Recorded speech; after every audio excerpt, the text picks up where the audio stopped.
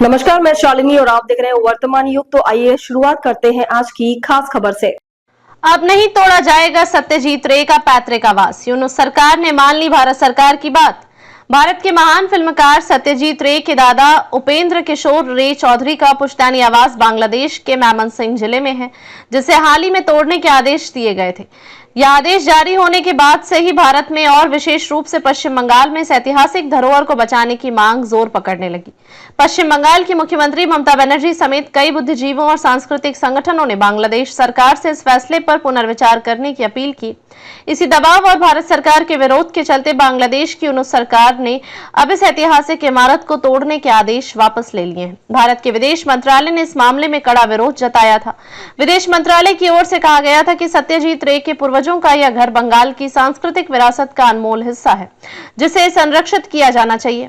मंत्रालय ने सुझाव दिया था कि इस धरोहर को एक साहित्यिक संग्रहालय में परिवर्तित किया जाए, ताकि आने वाली पीढ़ियां भी इस गौरवशाली इतिहास से जुड़ी कहानियों को जान सके। इसके साथ ही भारत सरकार ने बांग्लादेश को इस इमारत के संरक्षण और पुनर्निर्माण के लिए सहयोग की पेशकश भी की थी। इस पहल से दोनों देशों के बीच सांस्कृतिक और कूटनीतिक संबंधों में भी मजबूती आई है।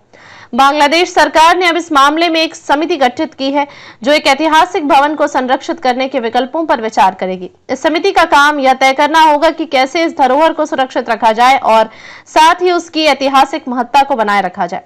यह कदम दोनों देशों के लिए एक महत्वपूर्ण उदाहरण है कि सांस्कृतिक विरासत की रक्षा के लिए कैसे संवाद और सहयोग को प्राथमिकता दी जा सकती है। सत्यजीत रे जैसे विश्व प्रसिद्ध फिल्मकार की जड़ों को बचाना सिर्फ एक इमारत को बचाने का मामला नहीं है, बल्कि यह दोनों देशों की साझा सांस्कृतिक पहचान को सम्मान देने का प्रयास है। अब यह घर न केवल संरक्षित रहेगा, बल्कि यदि इसे साहित्यिक संग्रहालय में बदला गया तो यह आने वाली पीढ़ियों के लिए ज्ञान और प्रेरणा का स्रोत भी बनेगा। यह घटना हमें याद दिलाती है कि हमारी सांस्कृतिक विरासत कितनी महत्वपूर्ण है और इसके संरक्षण के लिए सभी पक्षों को मिलकर काम करना चाहिए।